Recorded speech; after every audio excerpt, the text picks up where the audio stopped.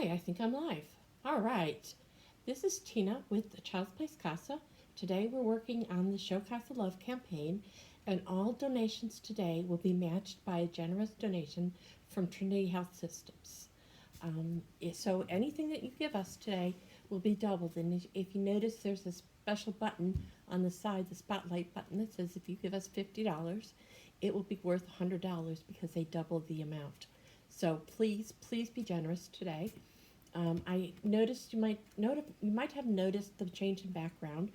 That's because the laptop wasn't working very well, so I took it to my office, and now I am at my desk, and hopefully the sound will come out better here. I know that on Facebook and at YouTube the sound was okay, but for the live stream studio it was not doing well. So let's see. Hopefully this will be better. All right. Well, what are we going to talk about today? Today we're going to answer some questions. I've had a lot of people ask me what exactly a CASA volunteer does. So we're going to show you some of those things. Start out here. For those that are watching us at go.rallyup.com, they'll see the slides. For those that will not, you get to see my face. So I will try to remember to smile. We're going to talk about how CASA volunteers advocate in court and what that really means. So I have to do that, and then this. Great. CASA stands for Court Appointed Special Advocates, and a CASA volunteer is a trained community member. In other words, like you and me. It's the person next door. It's just an average person. There's nothing special about the volunteer except that they volunteered. And that part, the fact that they're willing to give of their life, is very special. They are appointed by a judge. Each volunteer gets one or maybe two families that they advocate for, and that's it. There's no more. There is no three. They are asked to represent the best interest of the children. Now, how do you know the best interest of the children? Well, you start out by getting interviewed, screened, and fingerprinted. Those are the three things that have to happen before you can even consider yourself a volunteer. Then, of course, the volunteers have to be trained. There's 30 hours of in-depth training that includes a lot of self-analysis, because you have to know yourself to be involved with abused and neglected kids. There's 12 hours annually of additional training that everybody promises to get, and then you get sworn in by a judge, and you're empowered. But what are you empowered to do? Well, you get to serve. You get the privilege of serving as the eyes and the ears of the court. In other words, you get to find out what the judge really wants to know. You become an appointees of the court. In other words, you're selected by the court to complement caseworkers' efforts. It's not a competition. You're working with the caseworkers to ensure that the children's needs are being met. How do you do that? Well, that's where you start talking. You talk to the children and the preachers and the teachers and the family members and the birth parents and the foster parents and all the children involved in the life of the child. Is that all you do? Just talk? Nope, there's more. You get to review any records, school records, medical records.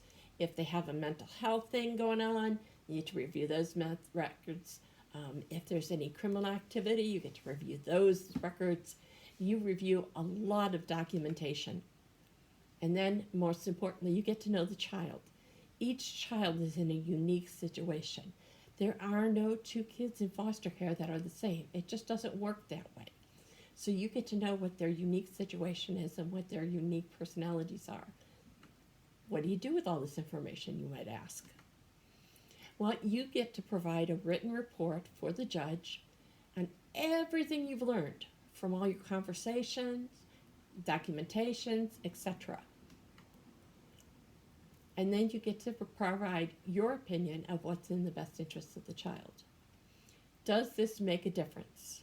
Well, of course it does. Otherwise, we wouldn't be doing it. Children with a CASA volunteer are more likely to find safe, permanent homes the first time. They are more likely to graduate from high school and attend college. They are less likely to re-enter the foster care system. And they are less likely to be homeless as adults. So it makes a huge difference in these children's lives. And at the end of this broadcast, I will read you a story of another child who explains how much difference a CASA made in her life, or his life. I think it's his this time. How can you make a difference? You can volunteer. If this sounds interesting to you, if you're ready to give of yourself, email childplacecasa@comcast.net, and we'll get you started on the road of getting screened and interviewed and fingerprinted and et cetera, et cetera. If you want to donate, you donate at go.rallyup.com/Show CASA Love 2023, or you can go to the website childsplacecasa.com and donate right there. Again, for those who are not watching on the Rally Up site, it's go.rallyup.com/Show CASA Love 2023. You can also share everything that you're learning from us by watching these short informational snippets. You could share it on Facebook and YouTube. You can search Child's Place CASA, and then you'll find the YouTube page and the Facebook page, and share what's going on from those pages onto your pages. You can be a difference maker today. And that's the end of the slideshow, so I'm going to end that. There we go. And then I'm going to read to you a, let me think, where's that at, where I put that. I'm going to read to you a success story. This is by a young man who says, when I was 12 and my brother was 13, the first time CASA volunteer met with us in our foster home. I remember the smile on her face and a quality about her that put us at ease. We were in a high level of care when we entered the system because we was angry that our sister was not put in the same home. Plus, we had been living on the streets, in cars, and in shelters. The CASA quickly learned that we weren't going to school because we was missing clean clothes, meals, and support that would allow us to make school a priority. My CASA was there when no one else was. She was there when we fought our biggest struggles in foster care. She inspired us when we felt most uninspired.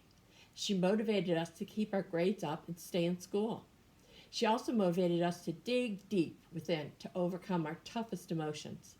She gave us a high level of confidence. My brother and I overcame our challenges and achieved many things. We earned A's and B's and are in a much lower level foster care. My CASA worker helped me to get into activities and take leadership roles. She put forth so much effort to ensure our success, and without her immense inspiration and concern, I would not have the motivation or the desire to make a difference in the lives of others. So that's my sending forth phrase for today, is go out and make a difference in the life of others. Volunteer, donate, do what you can, make a difference.